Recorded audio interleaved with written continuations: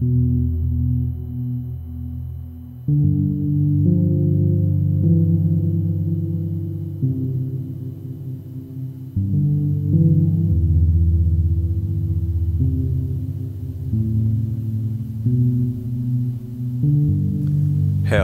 a word used in the King James Version as well as in the Catholic Douay Version in most older translations.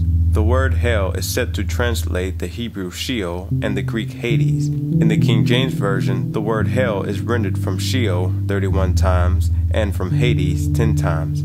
This version is not consistent, however, since Sheol is also translated 31 times grave and 3 times pit.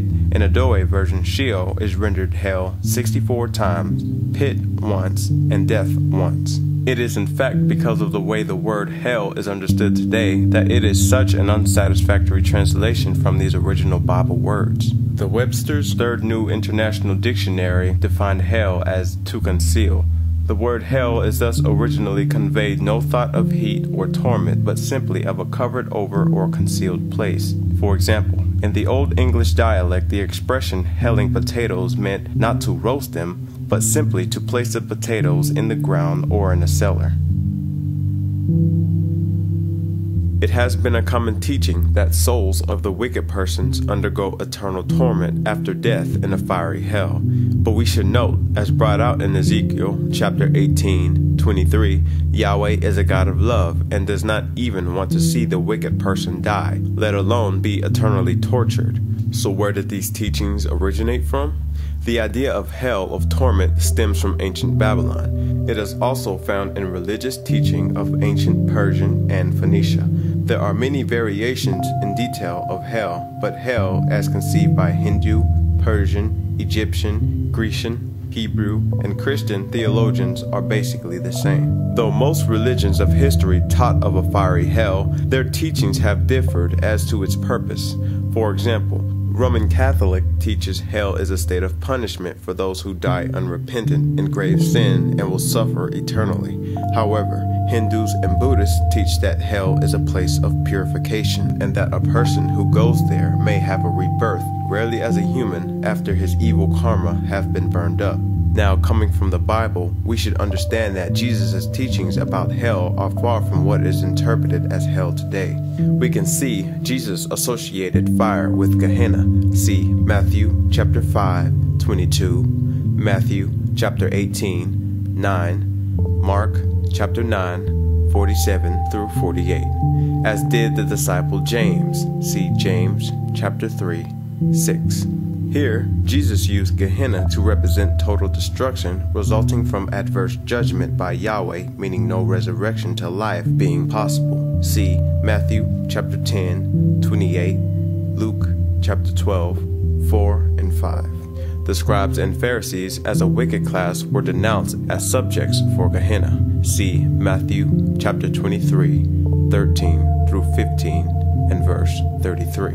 To avoid this destruction, Christians were to get rid of anything causing spiritual stumbling in a figurative sense. Read Matthew chapter 18:9, Matthew chapter 5:27 through 30, Mark chapter 9:43 through 47, Colossians chapter 3:5.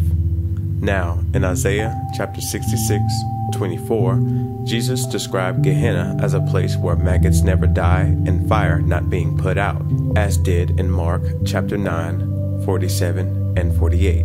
But take note that this symbolic picture is not one of torture, but rather of complete destruction. We see in Isaiah chapter 66:24 that this dealt not with the living, but the carcasses of men that were transgressing against Yahweh. We can note in Jeremiah chapter 7:31 and in Jeremiah chapter 32:35, Yahweh prophetically decreed that the valley of Hinnom would serve as a place for mass disposal of dead bodies. Now, it's a fact that the valley of Hinnom was a place for disposal of garbage and carcasses, the fire perhaps being increased by sulfur. Compare Isaiah chapter 30:33. Where the fire didn't reach, worms or maggots would breed, consuming anything not being destroyed in the fire. Now, moving on to the book Revelation chapter 20:14 and Revelation chapter 21 8, death is said to be thrown into the lake of fire. We know something abstract won't literally be burned. Moreover, the devil, a spirit creature, will be thrown into the lake of fire. Yet, being a spirit, one would think a literal fire can't burn the devil. Read Revelation chapter 20, 10, and compare Judges chapter 13, 20. Now, since the lake of fire represents the second death, and Revelation chapter 20, 14 says that death and Hades are to be cast into it, we can see the lake of fire does not represent death that man has inherited from Adam or Hades. Read Romans chapter 5, 12. It seems to be symbolic for another kind of death, since we don't see it written anywhere that the lake of fire as giving up those in it, as do our inherited death and Hades. Read Revelation chapter 20, 13. But here we see those not found written in the book of life, also known as the opposers of Yahweh. They are to be thrown into the lake of fire, meaning eternal destruction or the second death. And in death, according to the Bible, there is no consciousness. See Ecclesiastes chapter 9, 5. So when it mentions the devil being hurled into the lake of fire and being tormented eternally, as said in Revelation chapter 20, 10, this can't mean an actual conscience torment, for we must remember those thrown into the lake of fire undergo the second death, and in death there is no consciousness. Also, in the scriptures, fiery torment is associated with destruction and death. In the Greek Septuagint translation of the Hebrew scriptures, the word for torment is basinos, which is used several times referencing punishment by death. Read Ezekiel chapter 3, 20, and Ezekiel chapter 32, 24, and 30. In the same sense concerning Babylon the Great, read Revelation chapter 18, 9, and 10. As to the meaning of torment, an angel explains its destruction. Read Revelation chapter 18, 21. So we see fiery torment here is paralleled with destruction, and in the case of Babylon the Great, this will be an everlasting destruction. Therefore, those who are tormented forever in the lake of fire undergo a second death from which there is no coming back.